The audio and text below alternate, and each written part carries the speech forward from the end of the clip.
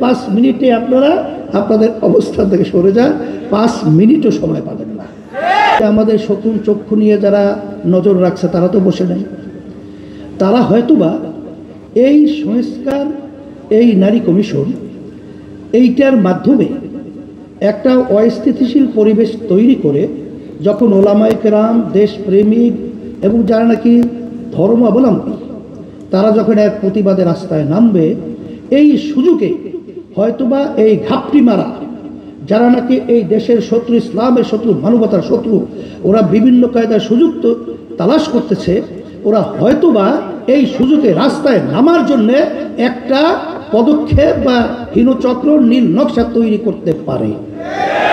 এই জন্য অন্তর্বর্তীকালীন সরকারকে আমি বলবো যে এখানে আপনারা যেই নারী নীতি সংস্কার যে কমিশন করেছেন এবং তাদের যে প্রস্তাব অনুযায়ী আপনারা খুব খুশি বাহবা দিচ্ছেন, এখানে আপনাদের মনে করতে হবে যে এমনিতেই আপনারা কিন্তু জনগণের ভোটে সরকার কিন্তু হন নাই, আপনারা কিন্তু দেশ পরিচালনা জনগণের ভোটের মাধ্যমে কিন্তু দেশ পরিচালনা করছেন না।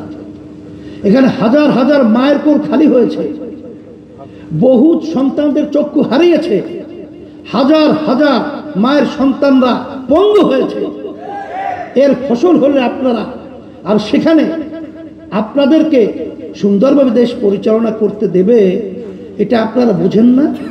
আমরা তো সবসময় আপনাদের সহযোগিতা ছিলাম, এখনো আছি, কিন্তু আমাদেরকে রাস্তায় নামিয়ে আপনাদের মুখোমুখি দাঁড় করে ওই ফ্যাসিস্ট এবং ঘাপটি মারা শত্রুরা যেন সুযোগ না নিতে পারে, এটা আপনাদের মাথায় রাখার জন্যে আমরা বিশেষ করে অনুরোধ করছি।